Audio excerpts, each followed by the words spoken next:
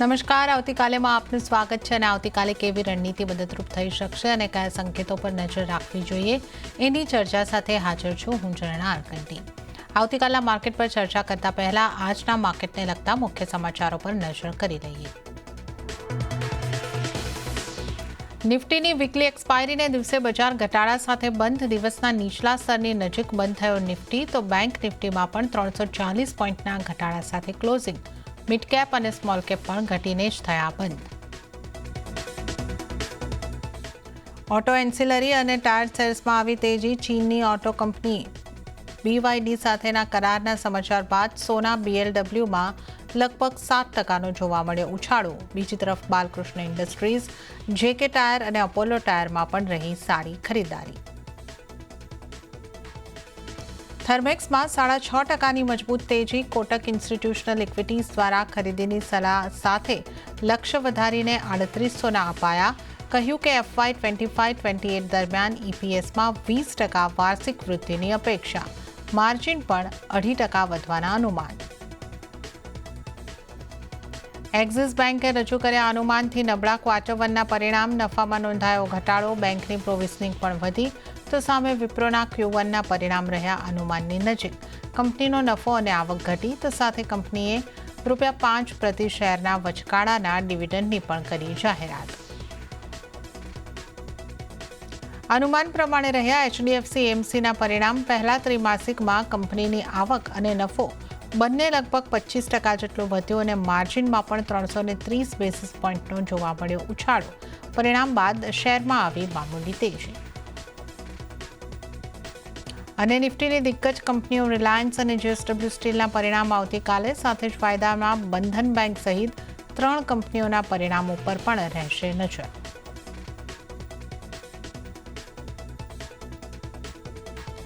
આજના માર્કેટ સેશનની વાત કરી લઈએ તો વીકલી એક્સપાયરીને દિવસે બજારમાં દબાણ બનતું જોવા મળ્યું અને ઘણા બધા પરિણામોની ઇમ્પેક્ટ પણ આપણને ખાસ પર્ટિક્યુલર સ્ટોક્સની ઉપર જોવા મળી છે. ક્લોઝિંગ કઈ રીતના રહ્યા છે એના ઉપર આપણે ખાસ કરીને અહીં આગળથી નજર કરી લઈશું. તો દબાણ સાથેનું ક્લોઝિંગ જે રીતે આપણે વાત કરી, આજે કયા લેવલ ઉપર ક્લોઝિંગ આપણને થતું જોવા મળ્યું છે એના ઉપર નજર કરી લઈએ. સેન્સેક્સની વાત કરીએ, સેન્સેક્સનું ક્લોઝિંગ જે છે 82,259 ઉપર 0.45%ના દબાણ સાથે થતું જોવા મળ્યું છે. અને નિફ્ટીની વાત કરીએ તો 0.40%નું દબાણ ત્યાં પણ બન્યું છે અને 25,111 ઉપર નિફ્ટીનું ક્લોઝિંગ થયું છે. મિડ કેપની વાત કરી લો, 0.70%નું દબાણ ત્યાં પણ બન્યું અને 59,519 ઉપર ક્લોઝિંગ. અને બેંક નિફ્ટીની વાત કરીએ તો 0.59%નું દબાણ બન્યું 56,828 ઉપર બેંક નિફ્ટીનું ક્લોઝિંગ થતું આપણે જોયું છે.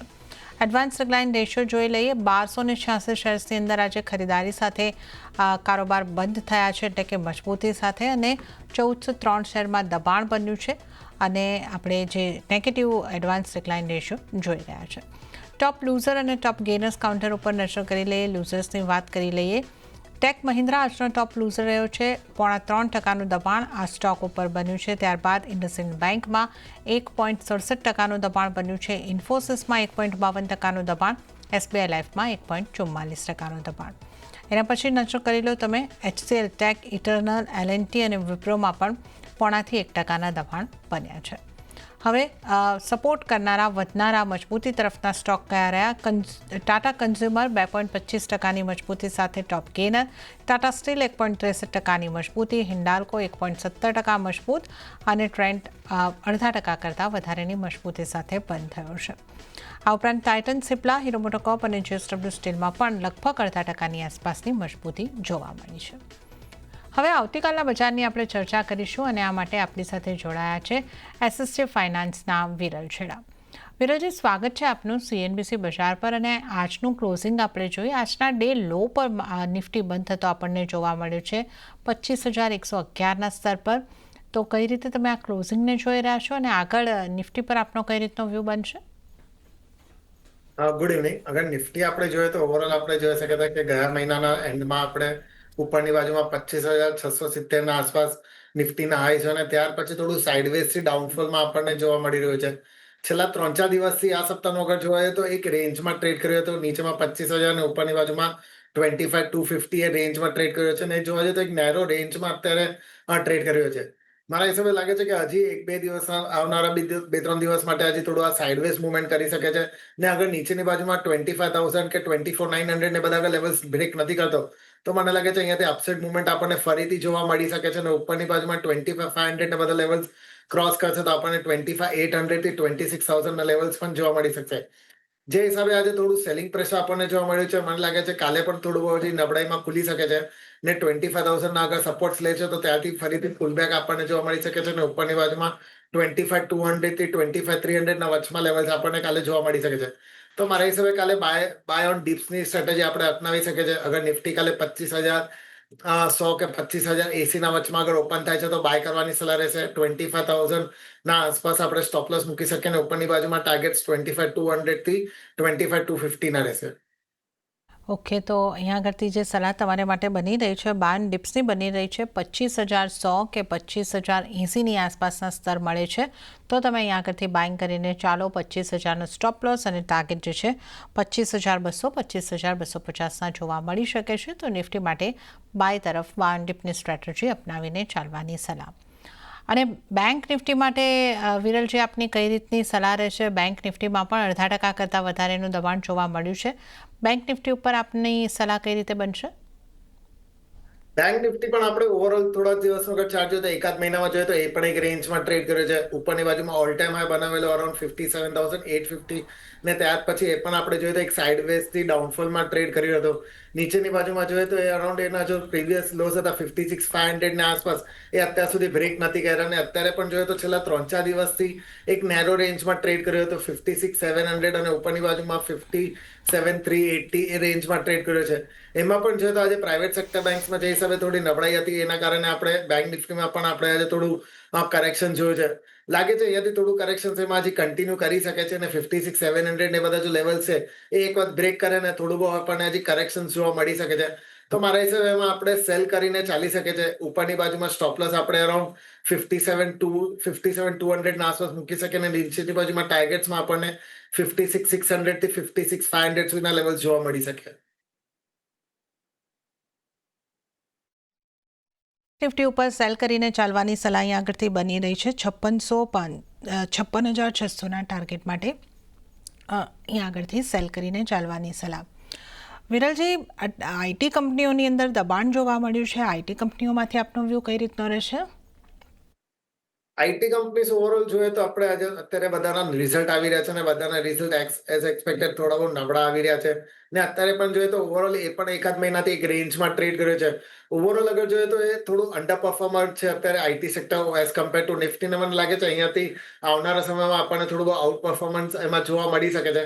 તો મારા હિસાબે એવરી ડીપ્સમાં આપણે થોડું બાય કરીને ચાલી શકે છે. આવનારા સમયમાં આપણને ઉપરની બાજુમાં 8 to 10% ને આપણને રેલી જોવા મળી શકે છે. તો આઈટીને માટે આ ખાસ અહીંયા આગળથી વ્યૂ બની રહ્યો છે. અને ત્યારબાદ ખાસ બેંક્સની વાત કરી લઈએ. જે રીતે આપ જણાવી રહ્યા હતા કે પ્રાઇવેટ બેંકની અંદર આજે આપણને થોડું દબાણ જોવા મળ્યું. ઇન્ડસઇન્ડ બેંકમાં સૌથી વધારે દબાણ હતું. HDFC બેંકમાં પણ 0.5%ની આસપાસનું દબાણ અને ICICI બેંકમાં પણ 0.5%નું દબાણ રહ્યું છે. SBIમાં પણ 5%ની આસપાસનું દબાણ જ રહ્યું છે. તો બેંક્સમાંથી કઈ બેંક્સ પર ફોકસ રાખવો જોઈએ અને કઈ તરફની સલાહ બનશે આપની? ઓવરઓલ અગર કોઈને બાય કરો તો મારા હિસાબે આ લેવલ્સ પર PSU સેક્ટર બેંક્સની આપણે વાત કરીએ તો એ બધા થોડા અત્યારે સારા દેખાય છે.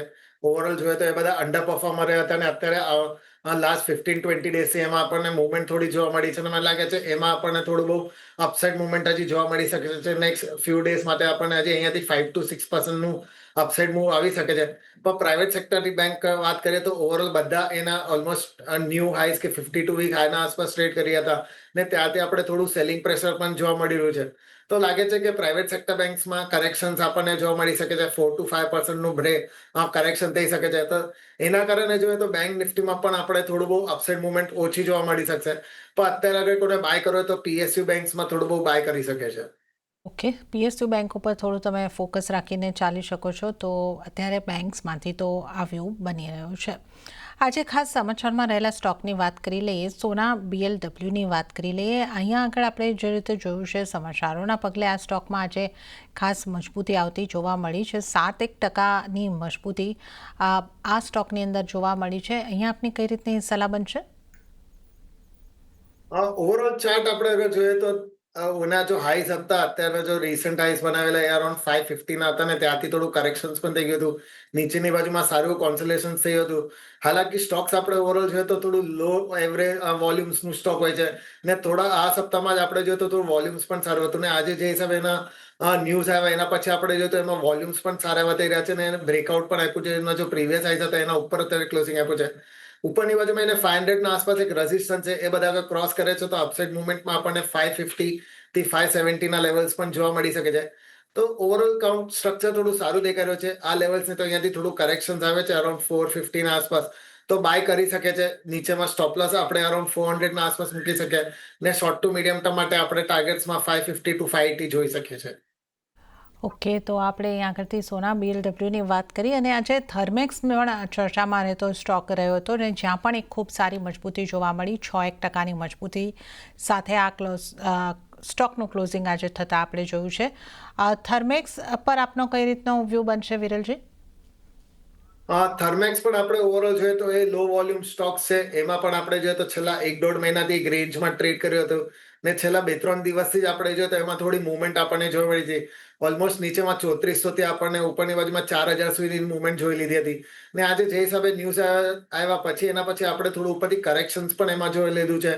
લાગી રહ્યું છે અહીંયાથી કરેક્શન્સ હજી આવી શકે છે, પ્રોફિટ બુકિંગ થઈ શકે છે. એનો જો 200 DMA હતું એના નીચે અત્યારે ક્લોઝિંગ આપ્યું છે એટલે થોડું બહુ વીકનેસ ટાઈપ દેખાઈ રહ્યું છે અને મને લાગે છે ફરીથી નીચેમાં આપણને 3750 થી 3650 ના વચમાં આવી શકે છે. તો અત્યારે મારા હિસાબે વેટ એન્ડ વોચ કરવાની સલાહ રહેશે. જેને પણ બાય કરો તો મારા હિસાબે અહીંયાથી કરેક્શન્સ આવે છે તો પછી બાય કરી શકે છે. Stop loss short to medium term માટે કોને લેવો હોય તો સ્ટોપ લોસ નીચેમાં 3300 ના આસપાસ આવશે ને ઉપરની બાજુમાં ટાર્ગેટ્સ આપણે ફરીથી 3900 થી 4200 સુધીના જોઈ શકે છે. ઓકે, તો આપણે અહીંયા આગળથી થર્મેક્સની વાત કરી અને હવે HDFC AMCની પણ વાત કરી લઈએ. અહીંયા પણ આજે આપણે 3%ની મજબૂતી આવતા જોઈ અને પરિણામ બાદ અહીંયા આગળથી આ એક મજબૂતી આવતી જોવા મળી છે. HDFC AMCનો સ્ટોક આપને કેવો લાગી રહ્યો છે અને અહીંયા તમારી કઈ રીતની સલાહ બની રહી છે? HDFC AMC overall chart counter મને સારું દેખાઈ રહ્યું છે. અત્યારે જોઈએ તો ઓલ ટાઈમ હાઈ પર ટ્રેડ કરે છે. વોલ્યુમ્સ પણ અત્યારે એના સારા એવા થઈ રહ્યા છે. ઓવરઓલ અગર જોઈએ તો નીચેની બાજુમાં આગળ જોઈએ તો છેલ્લા 1-1.5 મહિનાનું જો કોન્સોલેશન હતું એને બ્રેકઆઉટ આપ્યું છે અને એના ઉપર અત્યારે ક્લોઝિંગ આપી રહ્યું છે. ઓવરઓલ સ્ટ્રક્ચર સારું છે અને ઉપરની બાજુમાં આપણને 5800 થી 6000 ના લેવલ્સ શોર્ટ ટુ મીડિયમ ટર્મમાં જોવા મળી શકે છે. તો આ લેવલ્સને તો અહીંયાથી કરેક્શન્સ આવે છે ફરીથી 5400 5350 ના વચમાં તો બાય કરવા માટે સારા લેવલ્સ રહેશે. ઓવરઓલ સ્ટોપ લોસ આપણે નીચેમાં અરાઉન્ડ 5000 ના આસપાસ મૂકી શકીએ ને ઉપરની બાજુમાં મીડિયમ ટર્મ માટે આપણે ટાર્ગેટ 6000 સુધીના જોઈ શકીએ છીએ. ઓકે, તો HDFC સ્ટોક ઉપર એક પોઝિટિવ વ્યૂ અહીં આગળથી બની રહ્યો છે અને આપણે અહીં આગળથી અમુક સ્ટોક્સની વાત કરી છે. નિફ્ટીની સ્ટ્રેટેજી પણ વિરલજીની જાણી છે. હવે અન્ય નિષ્ણાતોની પણ નિફ્ટીની સ્ટ્રેટેજી ઉપર નજર કરી લઈએ તો નિર્મલ બંક સિક્યોરિટીઝના નીરવ છેડાની સ્ટ્રેટેજી જોઈ લઈએ. એમણે નિફ્ટીને સેલ કરીને નિફ્ટી ફ્યુચરને સેલ કરીને ચાલવાની સલાહ આપી છે. ટાર્ગેટ તેઓ 25,000નો જોઈ રહ્યા છે અને સ્ટોપ લોસ 25,280નો રાખવાની સલાહ.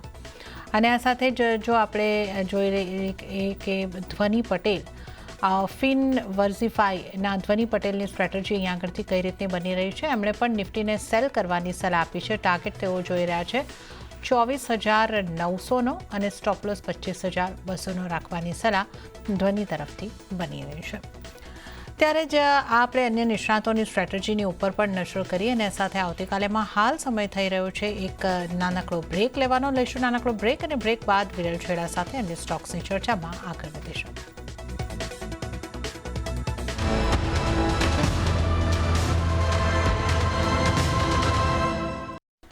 બ્રેક બાદ આવતીકાલેમાં આપનું ફરી એક વખત સ્વાગત છે અને આજે આપણી સાથે વિરલ છેડા જોડાયેલા છે. વિરલજી, હવે સૌથી પહેલા આપની પસંદગીના સ્ટોક જાણી લઈએ તો તમારા ટ્રેડિંગ કોલ્સ કયા બની રહ્યા છે? મારા ટ્રેડિંગ કોલ બંને બાયમાં રહેશે. બંને મીડિયમ ટુ લોંગ ટર્મ માટે રહેશે. પહેલું CG પાવર પર છે. ઓવરઓલ અગર ચાર્ટ કાઉન્ટર જોઈએ તો નીચેની બાજુમાં આપણે જોયા હતા કે 530 ના આસપાસ ડબલ બોટમ જેવું ફોર્મેશન થયું હતું. ત્યાર પછી આપણને થોડું બહુ અપસાઇડ મુવમેન્ટ પણ જોવા મળી હતી ને છેલ્લા 1-1.5 મહિનાથી આપણે જોઈએ તો એક ડિસેન્ડિંગ ટ્રાયંગલ પેટર્ન ફોર્મેશન જેવું આપણને જો બનાવેલું પેટર્ન ફોર્મ થયું હતું ને આપણે જોઈ શકીએ છીએ કે અત્યારે એને બ્રેકઆઉટ આપણને જોવા મળ્યું છે. વોલ્યુમ્સ પણ એમાં સારા એવા થઈ રહ્યા છે. લાગી રહ્યો છે અહીંયાથી અપસાઇડ મુવમેન્ટ આપણને સારી એવી જોવા મળી શકે છે અને ઉપરની બાજુમાં 750 થી 800 ના લેવલ્સ આપણને મીડિયમ ટુ લોંગ ટર્મ માટે જોવા મળી શકે છે. તો આ લેવલ્સ પર બાય કરવાની સલાહ રહેશે. નીચેની બાજુમાં સ્ટોપ લોસ આપણે અરાઉન્ડ 660 ના આસપાસનું મૂકી શકીએ ને ઉપરની બાજુમાં ટાર્ગેટ્સ આપણા 780 ના રહેશે. સેકન્ડ પિક મારી ફોર્ટિસ હેલ્થકેર પર રહેશે. ઓવરઓલ જોઈએ તો અત્યારે એના ઓલ ટાઈમ હાઈ પર ચાલી રહ્યો છે. નીચેની બાજુ જોઈએ તો ઓલમોસ્ટ અરાઉન્ડ 580 ના આસપાસ મલ્ટિપલ બોટમ્સ બનાવેલું, ત્યાર પછી આપણને મુવમેન્ટ સારી એવી જોવા મળે છે. હાયર ટોપ હાયર બોટમ ફોર્મેશન્સ પણ થયું છે અને અત્યારે 813 જો એના પ્રીવિયસ હાઈ છે એના આસપાસ જ અત્યારે ક્લોઝિંગ આપ્યું છે. વોલ્યુમ્સ પણ સારા વધી રહ્યા છે. લાગી રહ્યું છે અહીંયાથી અપસાઇડ મુવમેન્ટ સારી એવી આપણને જોવા મળી શકે છે. તો આ લેવલ્સ પર બાય કરવાની સલાહ રહેશે. નીચેની બાજુમાં સ્ટોપ લોસ આપણે અરાઉન્ડ 750 ના મૂકી શકીએ છીએ અને ઉપરની બાજુમાં ટાર્ગેટ્સ 950 ના રહેશે. ઓકે, વિરલજીના પસંદગીના બે સ્ટોકની આપણે અહીંયા આગળથી વાત કરી લઈએ. સીજી પાવર પર ખરીદારી કરીને ચાલવાની સલાહ અહીંયા આગળથી વિરલજીની બની રહી છે. સ્ટોપ લોસ જે તમારે ધ્યાને રાખવાનો રહેશે 660નો અને 780ના ટાર્ગેટ, 750થી 800ના ટાર્ગેટ માટે અહીંયા આગળથી ખરીદી કરીને ચાલો, તો આ સલાહ અહીંયા આગળથી વિરલજીની બની રહી છે. અને આ ઉપરાંત ફોર્ટિસ હેલ્થકેર ઉપર પણ ખરીદારી કરીને ચાલવાની સલાહ બની રહી છે. 750નો સ્ટોપ લોસ અને ટાર્ગેટ જે છે 950ના બનતા તમને જોવા મળી શકે છે. તો અહીંયા આગળથી ફોર્ટિસ હેલ્થકેર ઉપર પણ ખરીદારી કરીને ચાલવાની સલાહ. તો આ ટ્રેડિંગ કોલ્સની આપણે વાત કરી. વધુ અમુક સ્ટોક્સની અહીંયા આગળથી વાત કરી લઈએ. વિરલજી, રિલાયન્સની વાત કરી લઈએ. આપણે આવતીકાલે એના રિઝલ્ટ આપણી સામે આવવાના છે અને આજે રિઝલ્ટ પહેલાં 0.5% દબાણ સાથે આ સ્ટોકનું ક્લોઝિંગ છે. કઈ રીતની તમારી અહીંયા સલાહ બનશે? ઓવરઓલ અગર જોઈએ તો લાંબા સમય માટે અગર કોઈને બાય કરો તો મારા હિસાબે લેવલ સારા છે. અહીંયાથી ડીપ્સમાં પણ આવે છે તો દેખાઈ શકે છે. ઓવરઓલ લોંગ ટર્મ માટે સ્ટોક્સ મને સારું દેખાઈ રહ્યું છે. ને અત્યારે પણ જોઈએ તો એના જો હાઈસ હતા ત્યાંથી આપણે કરેક્શન્સ પણ આવ્યું છે. તો એના જો પ્રીવિયસ હાઈસ હતા એના આસપાસ જ અત્યારે સપોર્ટ્સ લઈ રહ્યો છે. નીચેની બાજુમાં અગર 1450 1400 ને બધા લેવલ છે, એ બધા સારા એવા સપોર્ટ છે. અગર બ્રેક નથી કરતો તો મને લાગે છે અહીંયાથી ફરીથી આપણને અપસાઇડ મુવમેન્ટ જોવા મળી શકે છે. અને ઉપરની બાજુમાં જ્યારે પણ 1550 ને બધા રિસન્ટ હાઈ ક્રોસ કરશે તો હાઈસ સારા એવા આપણને જોવા મળી શકશે. ને એના જો પ્રીવિયસ ઓલ ટાઈમ હાઈ હતા અરાઉન્ડ 1600, એ પણ બ્રેક કરે ને ઉપરની બાજુમાં આપણને 1700 થી 1800 સુધીના લેવલ્સ પણ મીડિયમ ટર્મમાં જોવા મળી શકે છે. તો ઓવરઓલ કાઉન્ટર મને સારું દેખાઈ રહ્યું છે. તો એવરી ડિપ્સમાં બાય કરીને આપણે ચાલી શકે છે. સ્ટોપ લોસ અરાઉન્ડ નીચેની બાજુમાં આગળ કોઈને મૂકવા તો અરાઉન્ડ 1350 ના આસપાસ મૂકી શકે ને ઉપરમાં ટાર્ગેટ 1700 થી 1800 ના જોઈ શકે છે. ઓકે, 1700-1800ના ટાર્ગેટ માટે અહીં આગળથી રિલાયન્સમાં ખરીદી કરીને ચાલો. 1350નો સ્ટોપ લોસ તમારે રાખવાનો રહેશે મીડિયમ ટુ લોંગ ટર્મ માટે આ સલાહ. અને સાથે જ આપણે જણાવી દઈએ કે આપ જે ચેનલ જોઈ રહ્યા છો CNBC બજાર, એનો કાર્યભાર નેટવર્ક 18 અને CNBC TV 18નું સ્વતંત્ર મીડિયા ટ્રસ્ટ ધરાવે છે અને આનાથી મળતા આર્થિક લાભ રિલાયન્સ ઇન્ડસ્ટ્રીઝને મળે છે. તો આ એક ડિસ્ક્લેમર.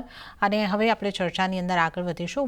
વધુ સ્ટોક્સની વાત કરી લઈએ. FMCG સેક્ટરમાં આજે આપણને ખરીદારી જોવા મળી છે. નિફ્ટી 50માંથી ટાટા કન્ઝ્યુમર 2.25%ની મજબૂતી દર્શાવી રહ્યું હતું. આ ઉપરાંત પતંજલિનું કાઉન્ટર પણ નષ્ટ કરી લઈએ. આમાં પણ આપણે 0.5%ની ઉપરની મજબૂતી જોઈ રહ્યા હતા.